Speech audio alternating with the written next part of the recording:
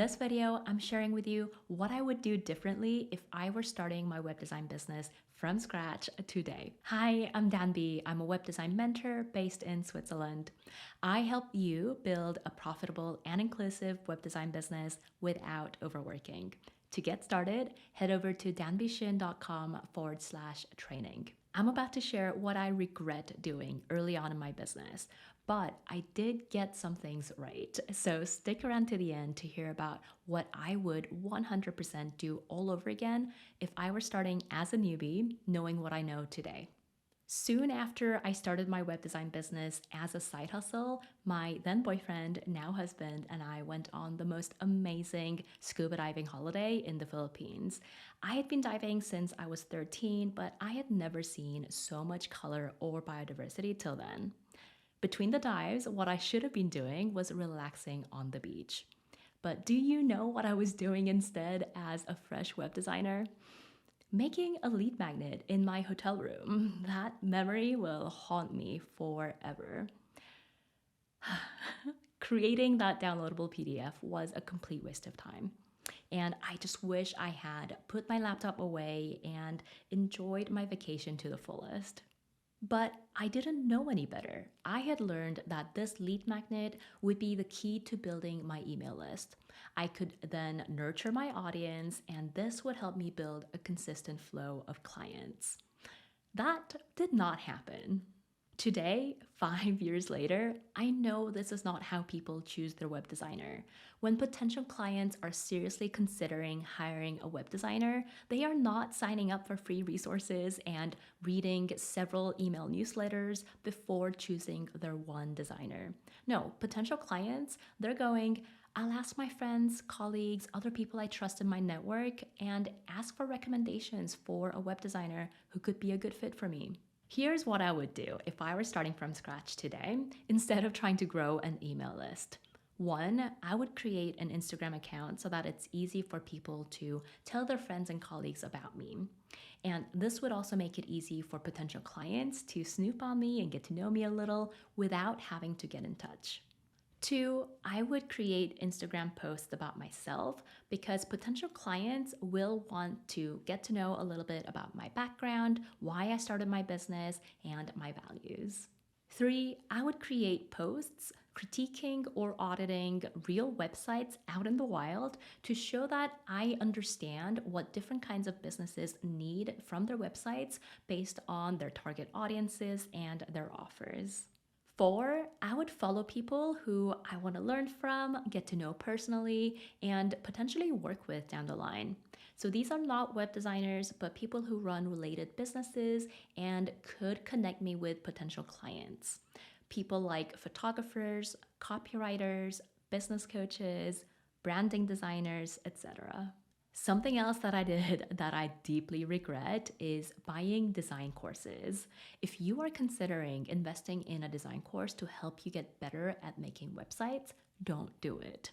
At least don't buy a design course unless it's going to help you with a specific client project that you have already booked. Before I even got my first client, I decided that I needed to be more familiar with Adobe Illustrator.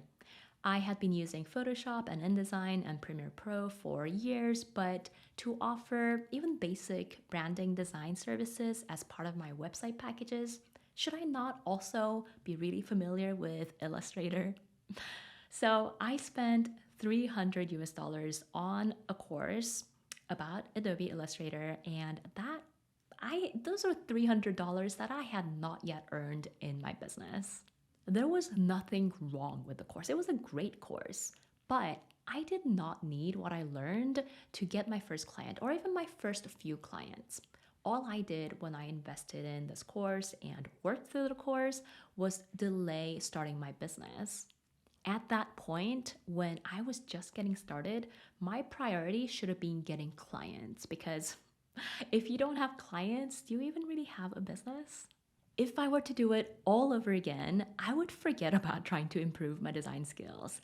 By the time I decided to become a freelance web designer, my design skills were already good enough to work with clients.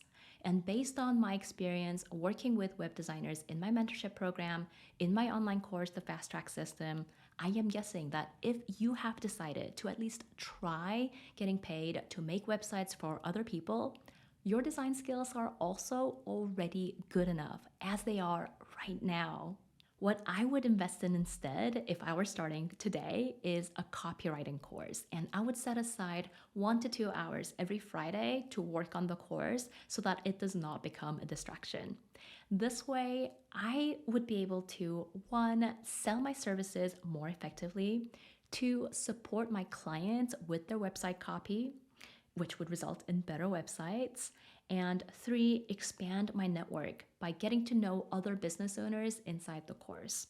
If you have made any of the mistakes that I have made, I would love to hear about it. Have you also been distracted by lead magnets or email lists or design courses? Please let me know.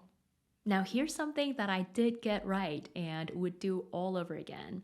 I invested a ton of time and energy doing market research. I didn't have a fancy strategy. I just asked business owners of all kinds from all over the world to get on a call with me.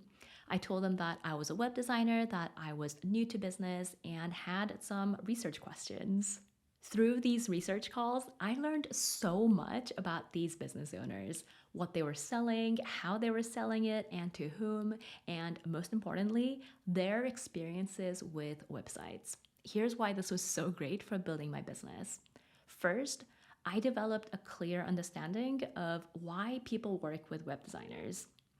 Because making websites has always been so fun and easy for me, and I would probably never outsource web design, I couldn't fully appreciate the thought process behind hiring a web designer until I did market research.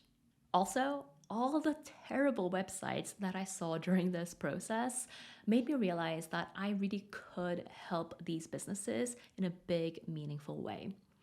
I hadn't been confident that I had what it took to earn a full time income making websites for other people until I did market research. And I got results right away from these market research conversations because some of the people that I interviewed became clients or they sent me clients. And some of my earliest clients, my most favorite clients, came from these market research conversations. And they are to this day my most loyal supporters. And I'm so grateful for them. So, all of these things helped me grow my business to 6 figures in annual profit over the following 2 years. And yeah, market research, I would 10 out of 10 recommend. But there is this huge mistake that I often see web designers make after they've done a little bit of market research. It's got to do with the kind of content they create, and that is what I'm covering in my next video. So click on through, and I'll see you there.